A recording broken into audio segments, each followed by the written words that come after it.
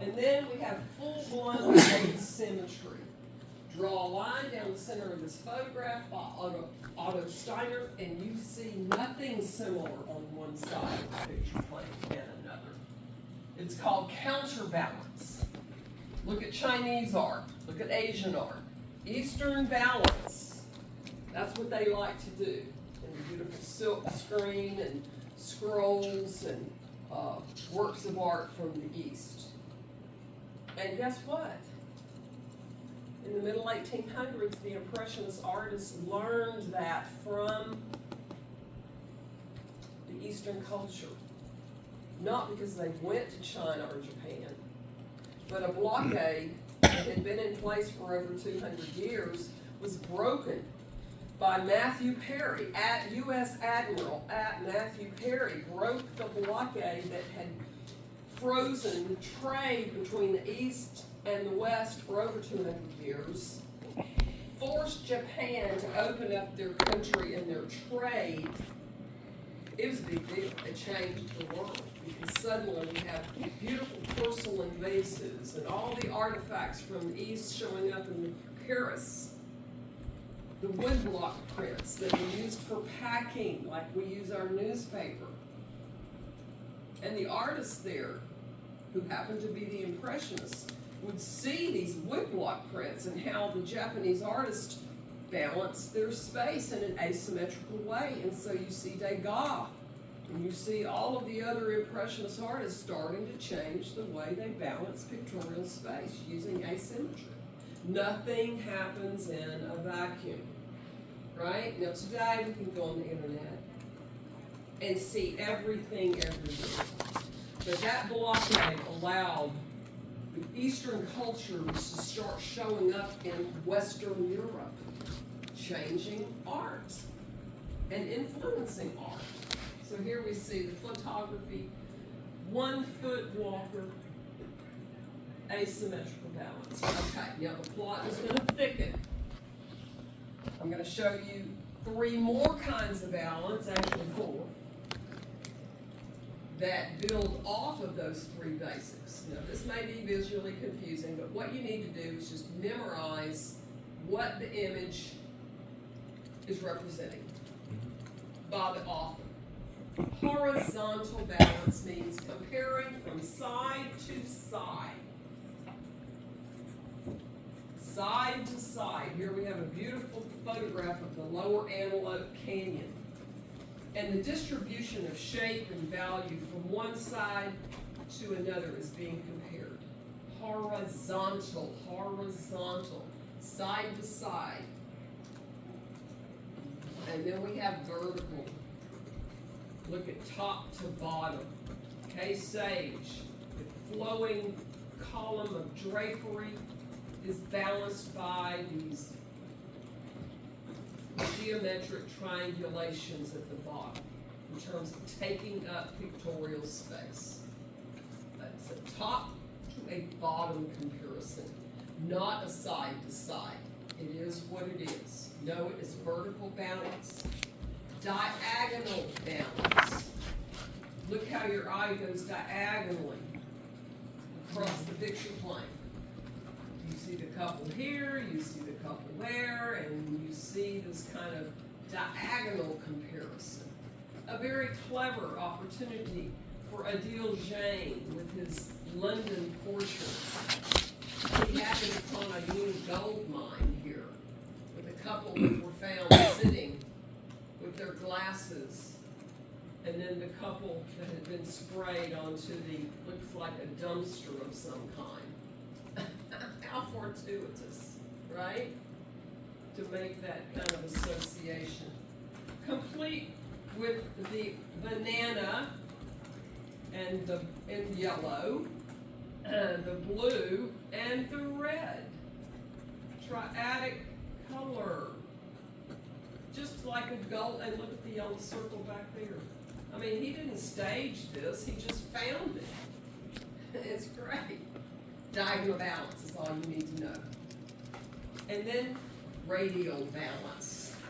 Radial balance is kind of like radial burst. It's a design that emanates from the center and grows outward. This is a tile tabletop, 9 separate tiles from Iran. 1887, it is frickware, which is a ceramic, a form of ceramics. And beautiful inlays here, and you can count the separate tiles as you move from in to out. The radiance higher, okay? Next up, we have rhythm. Rhythm is a principle dependent upon repeating something, repeating a shape, repeating a line, repeating a color, which creates a pattern. We're going to learn 2 different kinds of rhythm. Number 1 is alternating rhythm. Notice the column and the arch, the column and the arch, the column and the arch, the column and the arch. 2 different kinds of rhythms going on up here. 1, 2, 3 different kinds, or 4 different kinds of rhythms going across. It's not all the same pattern, is it? Alternating rhythm here in the Temple Mount in Jerusalem, the Dome of the Rock. Middle Eastern art and Middle Eastern calligraphy. Arabic writing is very rhythmic and complex. They like a lot of tiny detail. It's amazing. Look at a Persian rug. I mean, and the Iranian tabletop we just saw. I mean, terribly complex with pattern and alternation of rhythms. Different rhythms that alternate. A circle, a square, a circle, a square, a diamond, a square, a diamond, a square, right? Very complex. Then we have what's called progressive rhythm. A rhythm that builds and progresses, taking us to a destination. Boom, boom, boom. You see it? This is also another kind of progressive rhythm, taking us over to the doorway here in Wells Cathedral. Progressive rhythm. Alternating rhythm, progressive rhythm. Next up is the principle of scale. We talked about scale when we saw Felix and Roper. How big is big? We cannot tell how big is big until we have something to compare it to. Scale is the comparison of 2 separate entities. Okay? People get scale and proportion mixed up. Scale is not comparing parts of a whole, like your hand compared to your face or your head. I am a whole. If I compare my hand to my head, I'm talking about proportion. But I compare hippopotamus here, Zoological Gardens in Regent's Park, London, England.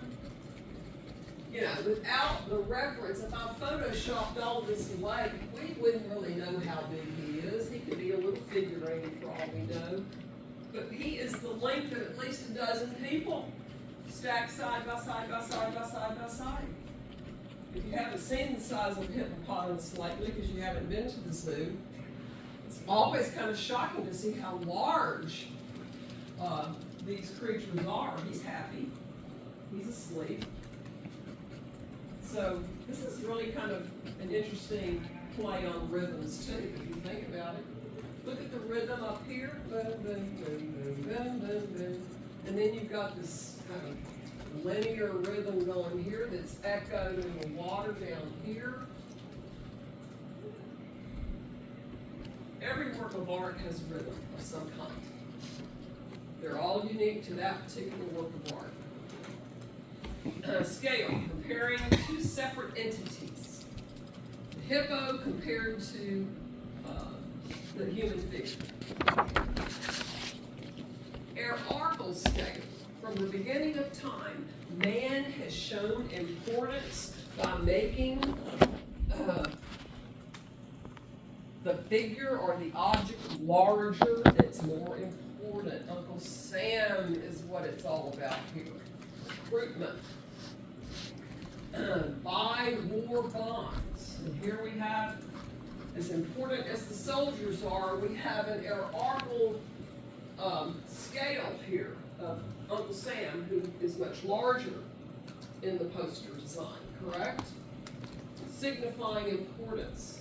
You can look at a child's drawing. Children do this.